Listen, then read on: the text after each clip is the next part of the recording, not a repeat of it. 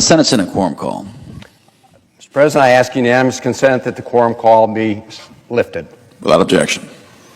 Mr. President, on October 23rd, a genocidal militia called the Rapid Support Forces, also known as the RSF, entered the city of El Fasher in the Darfur region of Sudan.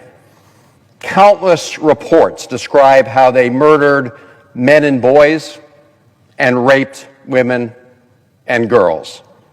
Credible reports indicated that RSF fighters entered a maternity hospital and slaughtered 460 people, doctors, nurses, patients, and their loved ones.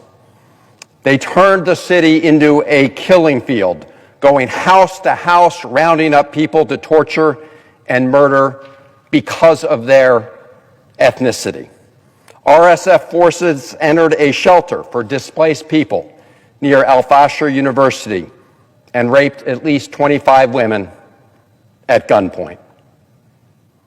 Over 100,000 survivors have fled the city, making it out, trying to take the roads, but the RSF has targeted those who try to escape.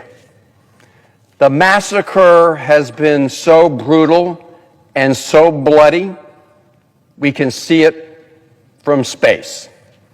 The Yale Humanitarian Research Lab has flagged satellite photos that appear to show incidents of mass killings with dozens of unarmed people lying dead and sand stained with blood.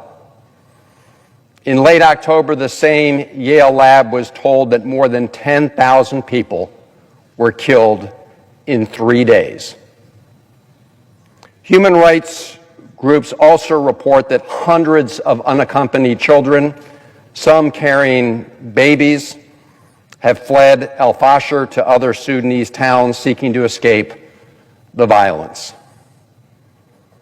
Mr. President, sadly, we've seen this story before because the RSF have a horrible history and lineage.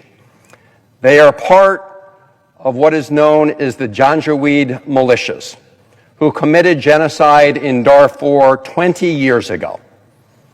And they want to continue the Janjaweed's genocidal mission of eliminating other ethnic groups. I do want to salute the journalists and human rights analysts who are working to expose these terrible truths. But it's up to us as to what we do with that truth. And the truth is, this could have been prevented. We had warning, and we could have done more to stop it, and we can still do more now to stop the ongoing genocide. El Fasher was under siege for 18 months. The civil war in Sudan has been raging for 2.5 years. More than 150,000 people have died, and approximately 14 million have been displaced in Sudan, marking the largest and fastest displacement crisis in the world.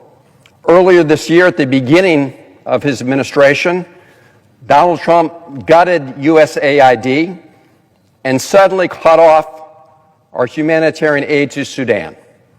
More than 1,000 soup kitchens closed overnight. While others have stepped up, the vacuum left by AID's departure means that even more innocent people are dying. And even as we cut humanitarian aid for the victims of genocide, we have not effectively used our leverage and influence to end the war. Because throughout this conflict, we, the United States, have continued to send weapons to the United Arab Emirates, the UAE, who we know are arming the murderous RSF. Report after report from the United Nations, human rights organizations, and journalists have provided evidence that the UAE is doing this. In fact, Mr. President, in January of this year, the Biden administration confirmed to me directly that the UAE was providing material support to the RSF, even though the UAE had assured the United States that it wasn't and that it wouldn't.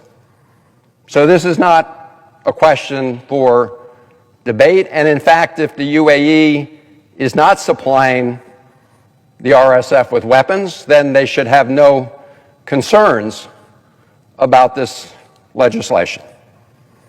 And around the same time that I heard from the Biden administration about the UAE supplying the RSF, the U.S. government concluded what is clear from plain sight, that the RSF and their allied militias are committing genocide in Darfur.